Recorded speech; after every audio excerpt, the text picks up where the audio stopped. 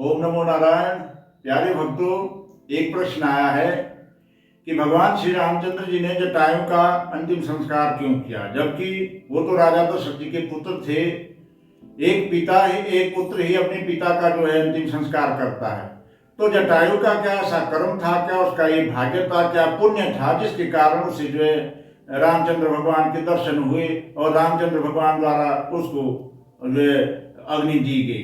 तो इसके विषय में तो हमारे पद्म पुराण में कथा आती है कि एक बार जब राजा दशरथ जी ने पूरी धरती पर अपनी विजय पताका लहराई थी और एक छत्र राज्य उनका इस धराधाम पर था, तो उस वक्त जो है राजा दशरथ के इतने बड़े भूमंडल इस उनकी राज्य पर जो है ना अकाल की स्थिति आ गई। तो वो अपने जो उनके गुरु थे, गुरु वशिष्ठ जी, उनके पास जाते हैं और उनसे प्रश्न करते हैं, हे गुरुदेव, मेरे राज्य में अकस्मात जो उपद्रव होने लगे हैं, अनेक प्रकार के अपशगुन हो रहे हैं, इसका क्या कारण है? जबकि मैं तो धर्म के अनुसार अपने राज्य और अपनी प्रजा का पालन करता हूँ। हे गुरुदेव, ये क्या कारण है? तो वशिष्ठ जी ने अपनी योग दृष्टि से जब देखा तो ज्योतिष की गणना की, तो उन्होंने कहा कि हे दशरथ, इस वक्त रोहिणी नक्षत्र पर शनि की दृष्टि होने के कारण अकाल की स्थिति बन रही है, जिससे ये उपद्रव हो रहे हैं और ये अपशगुन हो रहे हैं। अब बहुत जल्दी ही जो एक अकाल पड़ेगा, ये अकाल 12 वर्ष का होगा, ये ज्योतिष की गणना है। हे राजा दशरथ, ये इसी कारण हो रहा है। तो राजा को बड़ी चिंता हुई। राजा ने कहा, हे गुरुदेव, इसका कोई निवारण हो सकता है? इस संकट को दूर कैसे किया जाए? आप कुछ करिए, मैं आपकी शरणागति हूं। तो वशिष्ठ जी कहते हैं कि हे राजन, ये ग्रहों की चाल होती है जो अपने समय समय पर जो चलती रहती है। तो इनका जब समय आता है तो ग्रह अपने प्रभाव दिखाता है। हे राजन, इसमें कुछ नहीं हो सकता है। तो राजा दशरथ कहते हैं कि हे गुरुदेव, कुछ तो इसका निवारण होगा, कोई इसका उपाय होगा। तो वशिष्ठ जी कहते हैं कि हे राजन, तुम स्वयं समर्थवान हो, कोशिश करोगे तो अवश्य उपाय मिलेगा। तुम एक बार जो है शनि के पास जाओ, उनको जो है रोहिणी नक्षत्र का भेदन करने से रोक दो। तो राजा दशरथ ने कहा, ठीक है, जैसी आपकी इच्छा।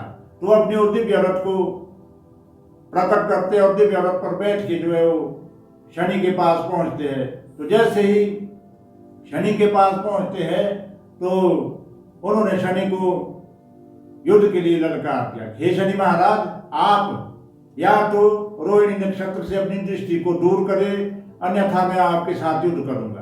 तो शनि भगवान कहते हैं कि हे राजा दशरथ, मेरा अपना प्रभाव है, आप ऐसा नहीं कर सकते। तो शनि जब उनको देखते हैं तो उनको मतलब अपनी सीधी दृष्टि से नहीं देखते, अपनी दृष्टि को नीचा करके जो है राजा दशरथ की तरफ जो है देखते हैं। तो राजा कहते हैं कि हे शनिदेव, आप तो हमें देख भी नहीं रहे। तो शनि ने कहा कि हे राजन, तू हमारी दृष्टि को नहीं झेल सकता। जिस पर हमारी दृष्टि पड़ती है उसके ऊपर घोर संकट आ जाता है। तो राजा दशरथ ने क्या किया कि शनि को युद्ध के लिए ललकारा, कहा कि आप रोहिणी नक्षत्र से अपनी दृष्टि हटाइए। तो शनि ने कहा, हम कदापि नहीं हटाएंगे।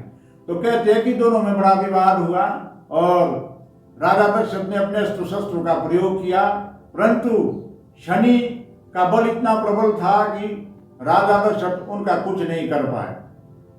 तो अब अंततोगत्वा राजा दशरथ ने क्या किया, उनके पास एक ही विकल्प बन गया कि भाई अब मैं ब्रह्मास्त्र का प्रयोग करूंगा। अब जब ब्रह्मास्त्र का प्रयोग होता था तो ब्रह्मास्त्र के कारण पूरी सृष्टि में हाहाकार मच जाता था।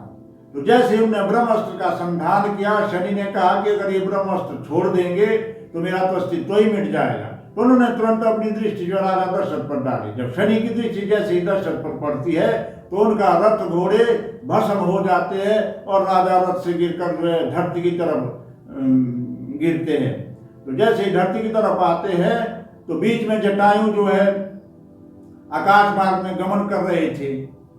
तो जटायु ने देखा कि राजा दशरथ जो है पृथ्वी की तरफ गिर रहे हैं, अगर ये धरती पर गिर गए तो इनके प्राण जो है संकट में आ जाएंगे और इनकी जीवन लीला समाप्त हो जाएगी। तो इसलिए आकाश में गमन करते हुए जटायु ने राजा दशरथ को अपने पंखों पर ले लिया और आराम से धरती पर उतारा। तो जैसे राजा दशरथ को नीचे उतारा तो राजा दशरथ ने कहा, हे गिरिराज, मैं आपका बड़ा भारी हूं, आपने मेरे प्राणों की रक्षा की है, आप मांगिए आप क्या चाहते हैं। तो जटायु ने कहा, हे महाराज दशरथ, मुझे कुछ नहीं चाहिए, आप एक धर्मज्ञ राजा है और आपकी सहायता करना मेरा जो धर्म था, किसी की जान बचाना ये धर्म होता है, आपके प्राण बच गए, बस इतना ही। तो राजा दशरथ ने कहा, नहीं जटायु, हम तुम्हें कुछ देंगे, आप मांग सकते हो, क्या चाहिए। तो उन्होंने कहा कि मेरे को कुछ नहीं चाहिए, परंतु मेरा निवेदन स्वीकार करिए, आप जो शनि के साथ ये द्वंद्व कर रहे हैं तो द्वंद्व से काम नहीं बनेगा, आप कृपा करके, आपने अस्त्र शस्त्र का तो प्रयोग कर दिया, आप कृपा करके शनि के सामने नतमस्तक हो जाइए अगर आप इस धरती को बचाना चाहते हैं। जो ये अकाल की स्थिति पड़ रही है, मैं इस कारण को जानता हूं कि आप शनि के साथ आपका जो द्वंद्व हुआ है किस कारण हुआ है। कृपया आप पुनः एक बार शनि के पास जाइए, नतमस्तक होकर, करबद्ध होकर, विनम्र भाव से उनकी स्तुति कीजिए, अवश्य ही शनिदेव आपसे प्रसन्न होकर आपके कार्य को करेंगे। तो जटायु की बात मानकर राजा दशरथ पुनः शनि के पास जाते हैं और करबद्ध होकर विनम्र भाव से उनकी स्तुति करने लगते हैं। तो ये स्तुति 8 श्लोकों में की गई है, जो पद्म पुराण में है, दशरथकृत शनि स्तोत्र। तो इसका बड़ा भारी प्रभाव है। तो राजा दशरथ ने जब उनकी स्तुति की तो शनि बड़े प्रसन्न हुए और बोले, हे राजन, आपने मेरी जो स्तुति की है मैं बहुत ही प्रसन्न हूं, जाइए मैं अपनी दृष्टि रोहिणी नक्षत्र से हटाता हूं और इस अकाल की स्थिति से आपके इस प्रजा को, इस धरती को मुक्त कर देता। तो राजा बड़े प्रसन्न हुए। राजा ने कहा, हे शनिदेव, आपका बहुत बड़ा उपकार है हम पर, आपकी जय हो। तो वहां से स्तुति करके राजा दशरथ आते हैं तो जटायु के पास आते कि हे जटायु, एक तो तुमने हमारे प्राणों की रक्षा की और दूसरा इतना उपाय बताकर, इतना सरल उपाय बताकर जिससे शनिदेव तुरंत ही प्रसन्न हो गए। हे जटायु, आप मांगिए आप क्या चाहते हैं। तो जटायु ने कहा, महाराज जी, मेरे को कुछ नहीं चाहिए, बस आपकी कृपा दृष्टि ही बनी रहे। उन्होंने कहा, नहीं, आज से तुम मेरे परम मित्र हो, बताओ तुम क्या चाहते हो। तो जटायु ने कहा, महाराज जी, अगर आप देना ही चाहते हैं तो मेरे कोई संतान नहीं है, क्या आप मुझे अपने पुत्र को दे सकते हैं।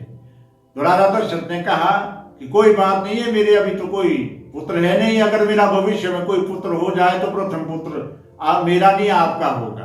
तो यही कारण था कि जटायु का जो संस्कार रामचंद्र भगवान ने किया तो वो तो समय बीतता गया और भगवान रामचंद्र जी ने राजा दशरथ के वहां पुत्र रूप में जन्म लिया और स्थिति बनी, वनवास को गए, सीता हरण हुआ, सीता की खोज करते करते जटायु से मिले।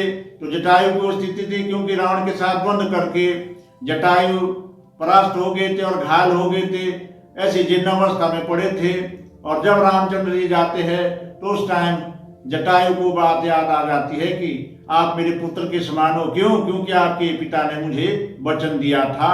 इसलिए राजा दशरथ का जब अंतिम संस्कार हुआ तो भरत के द्वारा किया गया, जबकि रामचंद्र जी के हाथों नहीं हुआ। यही कारण था कि भाई प्रथम पुत्र जो है भरत को वहां माना गया था और रामचंद्र जी को जो है अपने वचन के अनुसार जटायु को दिया गया था। इसलिए जटायु का अंतिम संस्कार राम जी कहते हैं कि हे गिरिराज, आप मेरे पिता समान हैं, जब आप मेरे पिता के मित्र हो तो आपका संस्कार करना एक पुत्र का धर्म होता है। यही भाग्य था जटायु का जो रामचंद्र भगवान ने उनका अंतिम संस्कार किया।